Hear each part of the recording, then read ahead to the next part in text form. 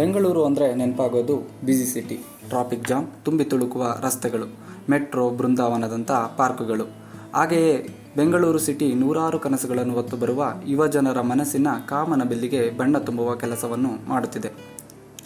ಹೀಗಿರುವಾಗಲೂ ಇಲ್ಲಿನ ದಿನನಿತ್ಯದ ಬದುಕು ಪ್ರಶ್ನಾತೀತ. ಓದಲು ಬರುವ ಯುವಜನರ ಬದುಕು ಸಾಗುವುದೇ ಕೆಲಸ ಮತ್ತು ಕಲಿಕೆಯ ಮಧ್ಯದ ಸೇತುವೆಯಲ್ಲಿ. ಇದರ ತೊಳಲಾಟದಲ್ಲಿ ಬದುಕುತ್ತಿರುವವರ ಕೆಲವು ನಿದರ್ಶನಗಳು ನಿಮ್ಮ ಮುಂದೆ. ನೀವೇನು ಓದ್ತಾ ಇದ್ದೀರಾ? Second BA.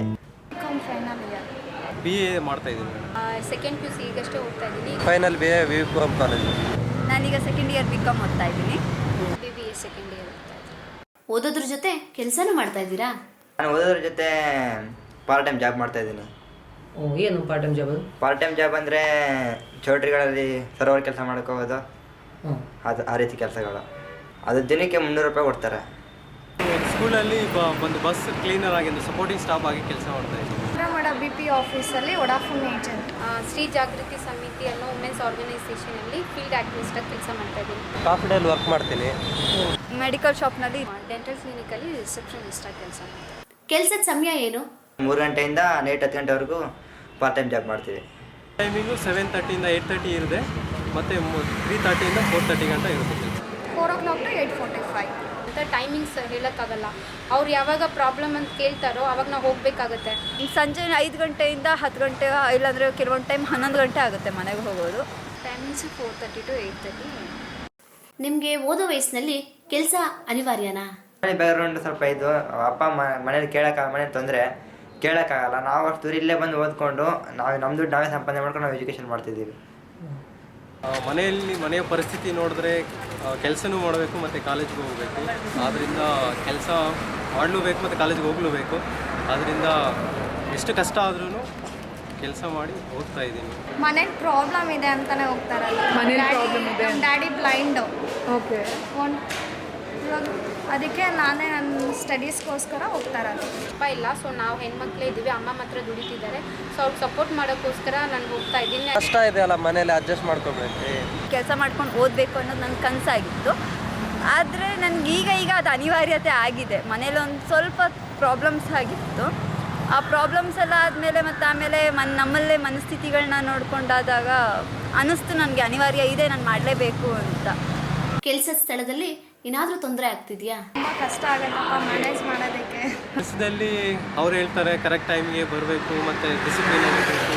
ಸ್ಕೂಲಲ್ಲಿ ಕೆಲಸ ಮಾಡಬೇಕಾದ್ರೆ ಅಲ್ಲೆಲ್ಲ ಒಂದು ಸ್ವಲ್ಪ ಹೈ ಜನ ಇರ್ತಾರೆ. ನಾವು ಮಿಡ್ಲ್ ಕ್ಲಾಸಿಂದ ಬಂದಿರೋರು, ಆದರೂ ಅವ್ರ ಹತ್ರ ಚೆನ್ನಾಗಿ ನಡ್ಕೋಬೇಕನ್ನೋದು ಅವ್ರ ರೂಲ್ಸ್ ರೆಗ್ಯುಲೇಷನ್ ಎಲ್ಲ ನಾವು ಫಾಲೋ ಮಾಡಬೇಕು.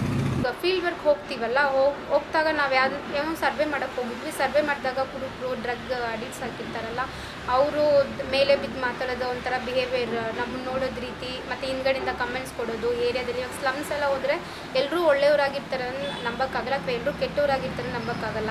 ಪ್ರಾಬ್ಲಮ್ ಅಂದರೆ ಅಡ್ಜಸ್ಟ್ ಮಾಡ್ಕೋಬೇಕಲ್ವ ಕಷ್ಟ ಇದ್ದಾಗ. ಪ್ರಾಬ್ಲಮ್ ಎಲ್ಲರಿಗೂ ಇದ್ದೇ ಇರುತ್ತೆ, ಯಾರಿಗಿರಲ್ಲ. ಕೆಲಸ ಮಾಡೋ ಜಾಗದಲ್ಲಿ ಖುಷಿನೂ ಇರುತ್ತೆ, ದುಃಖನೂ ಇರುತ್ತೆ. ಬಟ್ ಅತಿ ಹೆಚ್ಚಾಗಿ ನನಗೇನಂತ ಅಂದರೆ ತುಂಬ ಕೆಲವೊಂದು ಟೈಮ್ ತುಂಬ ಬೇಜಾರಾಗಿದ್ದ ಸಂಗತಿಗಳು ತುಂಬ ಜಾಸ್ತಿನೇ ಇದೆ. ನೀವು ಕೆಲಸ ಮಾಡ್ತಿರೋದ್ರಿಂದ ನಿಮ್ಮ ವಿದ್ಯಾರ್ಥಿ ಜೀವನ ಕಳ್ಕೊತಾ ಇದ್ದೀವಿ ಅಂತ ಅನ್ನಿಸ್ತಿಲ್ವಾ? ಮಾಡೋದ್ರಿಂದ ಹಲವಾರು ಜನಗಳನ್ನು ಅಂದರೆ ಫ್ರೆಂಡ್ಸ್ನ ಮಿಸ್ ಮಾಡ್ಕೋಬೋದು, ಮತ್ತು ಕಾಲೇಜಲ್ಲಿ ಹಲವಾರು ಕಲ್ಚರಲ್ ಪ್ರೋಗ್ರಾಮನ್ನು ಮಿಸ್ ಮಾಡ್ಕೊತಾ ಇದ್ದೀನಿ. ಮತ್ತು ಬೆಳಗ್ಗೆ ಒಂದು ಸ್ವಲ್ಪ ಕೆಲಸದಲ್ಲಿ ಸ್ವಲ್ಪ ಲೇಟ್ ಆದರೆ ಮತ್ತೆ ಕ್ಲಾಸಿಗೆ ಕ್ಲಾಸ್ ಮಿಸ್ ಮಾಡ್ಕೊತಾ ಇದ್ದೀನಿ. ಮತ್ತು ಸಾಯಂಕಾಲ ಮತ್ತೆ ಕೆಲಸಕ್ಕೆ ಬರಬೇಕಾದ್ರೆ ಮತ್ತೆ ಒಂದು ಅರ್ಧ ಕ್ಲಾಸ್ ಅದರಲ್ಲಿ ಎದ್ದು ಬರೋದಾಗುತ್ತೆ. ಕಾಲೇಜ್ ಫಂಕ್ಷನ್ಸ್ ಅಟೆಂಡ್ ಮಾಡೋಕ್ಕಾಗಲ್ಲ, ಅಸೈನ್ಮೆಂಟ್ಸ್ ಸರಿಯಾಗಿ ಸಬ್ಮಿಟ್ ಮಾಡೋಕ್ಕಾಗಲ್ಲ. ಕಾಲೇಜ್ ಕ್ಲಾಸ್ ಒಂದೊಂದು ದಿವಸ ಅಟೆಂಡೇ ಮಾಡೋಕ್ಕಾಗಲ್ಲ. ಫಸ್ಟ್ ಸೆಮ್ ಸೆಕೆಂಡ್ ಸೆಮ್ಮಲ್ಲೆಲ್ಲ ನಾನು ಅಟೆಂಡೇ ಮಾಡಿಲ್ಲ. ಓಕೆ. ಈಗ ಸ್ಯಾಟರ್ಡೆ ಸಂಡೇ ದಿನ ಅವರು ಪ್ರಾಬ್ಲಮ್ ಅಂತ ಬಂದರೆ ನನಗೆ ಕೆಲಸಕ್ಕಿಂತ ಎಜುಕೇಷನ್ಗಿಂತ ಕೆಲಸನೇ ಇಂಪಾರ್ಟೆಂಟ್ ಆಗುತ್ತೆ. ಅಂದರೆ ಒಬ್ಬರು ಪ್ರಾಬ್ಲಮಲ್ಲಿ ಇದ್ದಾರೆ ಅಂತೇಳಿ ನಾನು ಕಾಲೇಜ್ಗೆ ಹೋಗೋಕ್ಕಾಗಲ್ಲ. ಓದ್ ಕಡೆ ಗಮನ ಕಡಿಮೆ ಆಗುತ್ತೆ.